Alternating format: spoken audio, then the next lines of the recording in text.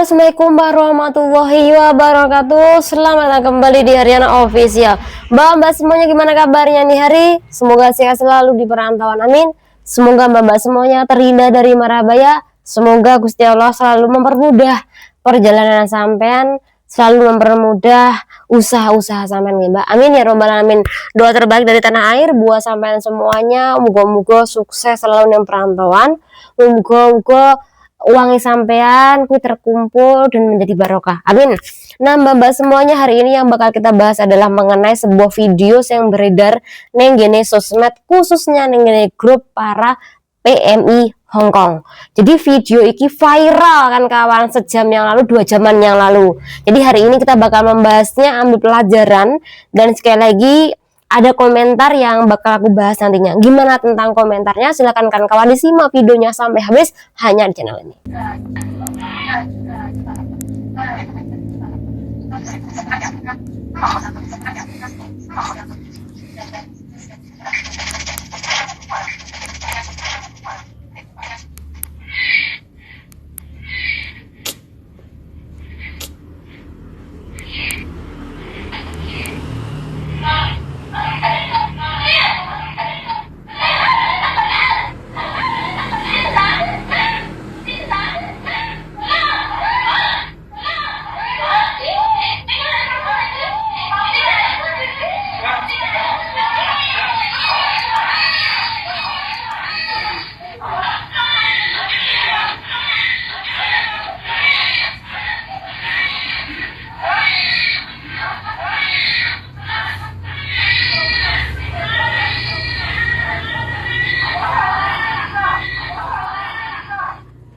Oke, mbak-mbak semuanya udah nonton video depan tadi, dipastikan sampai semuanya udah nonton nih. Karena banyak sekali pejuang-pejuang Facebook Pro ini yang nge-share video-video tersebut, bahkan tidak hanya di halamannya Facebook mereka, tapi juga di beberapa grup para PMI Hongkong. Dan dipastikan sampai sudah nonton video ini, pasti juga ada sedikit nih sama sudah tahu bagaimana tentang kronologinya. Tapi kita bakal membahasnya ulang ya mbak. Jadi cerita nih, pagi itu tanggal 16 April 2025, berarti hari Rabu, keluarga tersebut iki sarapan. Cece yang berasal dari PL di situ kerja selama 4 bulan mbak. Jawabnya dia wing jaga anak kecil yang umurnya 1 tahun dan kembar. Jadi dua-duanya iki umurnya 1 tahun. Nah selain Cece dan 2 anak kembar, di situ juga ada Dada Sinsang, kemudian 1 perempuan lagi, kalau nggak adik Sinsangnya, kalau nggak adik dadanya, kalau nggak kakak dadanya. Intinya dalam satu rumah ada 6 orang termasuk si CCPL ini.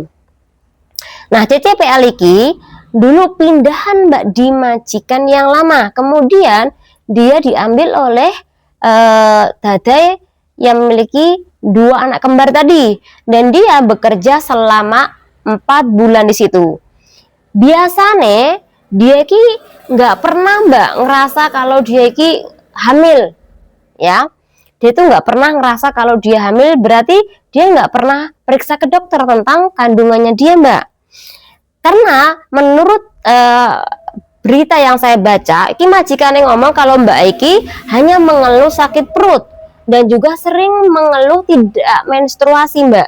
Bahkan kadangkala memang batuk dan memiliki flu. Nah ketika tidak head, batuk dan flu, maka majikan menyarankan untuk minum jahe.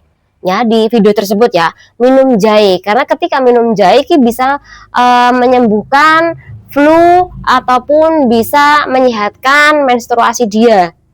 Padahal jahe itu juga tidak bagus untuk perempuan hamil. Nah, pada hari itu, hari Rabu itu, setelah mereka makan, si Cece iki menggendong mbak salah satu jagaannya dia tadi. Tiba-tiba perutnya dia iki mules mbak. Perutnya dia mules, kemudian dia masuk ke toilet sekitaran jam 8.37. Dia 2 menit di toilet mbak. Tiba-tiba jam 8.39 kui ada suara bayi mbak dari toilet. Nah, salah satu dari perempuan di situ, majikannya ini mendengar mbak ada suara si bayi tersebut, dan perempuan lainnya kalau nggak kakak majikannya atau adiknya lah, iki juga mendengar. Akhirnya dua perempuan iki mendatangi toilet mbak, karena oh mungkin si Cece iki sedang memutar video. Makanya dia menanyakan, "Hei Cece, Cece, Cece." Tapi setelah dibuka, Cecenya iki di lantai mbak dengan menggendong bayi yang ia keluarkan tadi. Jadi mereka kaget. Yau bibi ya, yau bibi ya. Jadi ketika ada bahasa yau bibi, ini dipastikan CCPL iki kerja di Hongkong. Tapi kalau ada informasi baru, mohon sekali lagi dimaafkan, karena menurut pandangan saya kalau Mbak Iki atau CCPL Iki kerja di Hongkong, karena ada bahasa yang tidak asing di telinga kita. Yau bibi ya, yau bibi ya. Jadi ada bibi ya, ada sini ada bibi ya. Jadi Mbak Iki atau CCPL Iki yang lantai sambil megang bayi. Nah, ketika mengetahui perihal itu, maka majikan Singsang Iki juga lihat mbak, dan dia kaget nih. Tapi mereka gercep, mereka langsung telepon pihak medis mbak, dan kemudian Cece-nya Iki dibawa ke medis untuk ditangani lebih lanjut lagi. Nah, ketika di perjalanan medis itulah si Cece Iki ngomong mbak sama si Dadai kalau dia Iki nggak tahu dalam keadaan hamil, dia nggak tahu kalau dia nggak hamil. Yang ia tahu bahwa aku ki nggak head udah lama banget loh. Tapi masa kalau ketika head lama, masa dia nggak periksa? Apa dia nggak takut nih ketika dia biasanya head kemudian nggak head, takutnya nanti ada penyakit? Atau mungkin masa dia nggak ngerasa nih selepas dia melakukan hubungan sama cowok, kalau nggak head kemudian masa nggak ada kepikiran pasti nanti jadi anak? Jadi ketika si CCPL masuk di rumah majikan tersebut, itu sebenarnya sudah mengandung dalam kurun waktu 5 bulan. Yang menjadi pertanyaan, 4-5 bulan ya, yang menjadi pertanyaan kenapa kok dia bisa lolos tes kehamilan? Karena biasa nih masuk majikan baru, kui tes kehamilan mbak. Kalau dia nggak tes, gue nggak mungkin, karena rata-rata gue diharuskan untuk tes kehamilan ketika masuk majikan baru.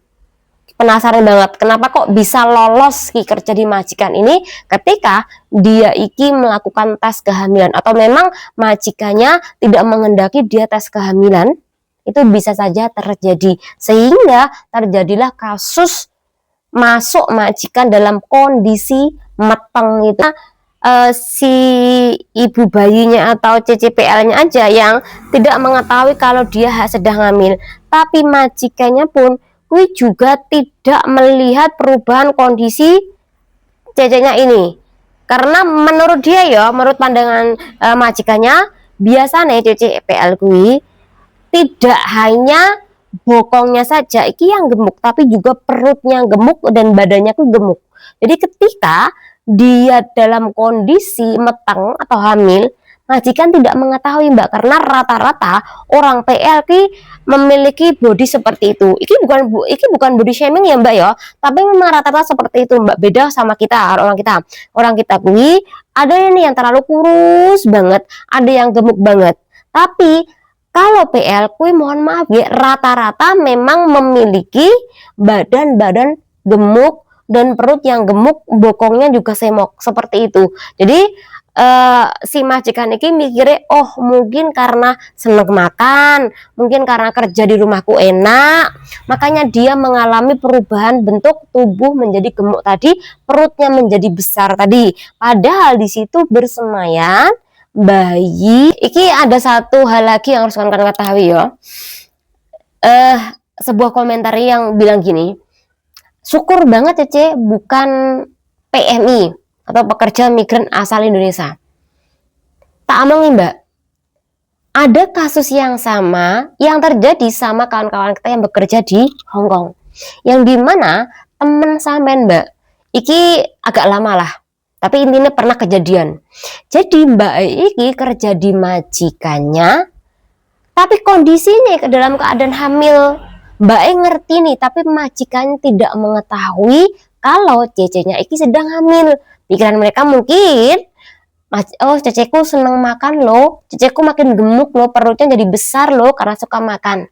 Jadi mungkin pikiran majikan ke situ, yo melihat perubahan dari cecenya, ini tidak ditanggapi Mbak, membiarkan saja hingga suatu hari majikannya iki pas nggak kerja dan cecenya kui melahirkan juga di toilet.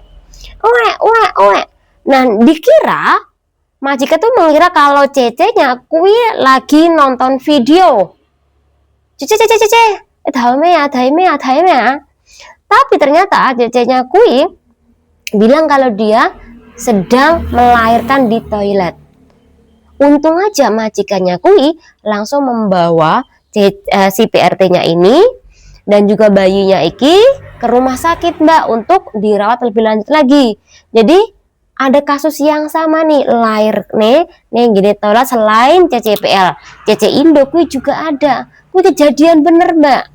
Ayo coba kemarin 2 hari yang lalu kita pernah membahas kasus ini loh.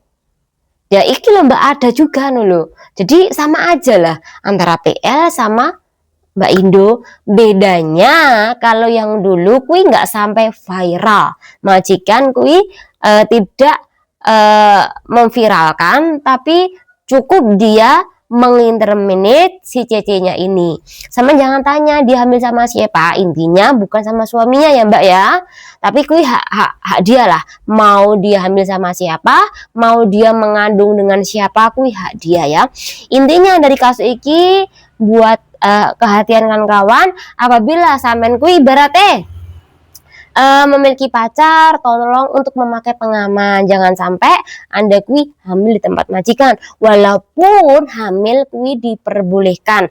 Nah, untuk kasus hamil ketika sampai bekerja kurang dari 6 bulan di majikan Anda, maka majikan tidak apa-apa melakukan pemutusan kontrak kerja dan sampean tidak mendapatkan cuti hamil. Kecuali kalau sampean bekerja selama 6 bulan berturut-turut di majikan.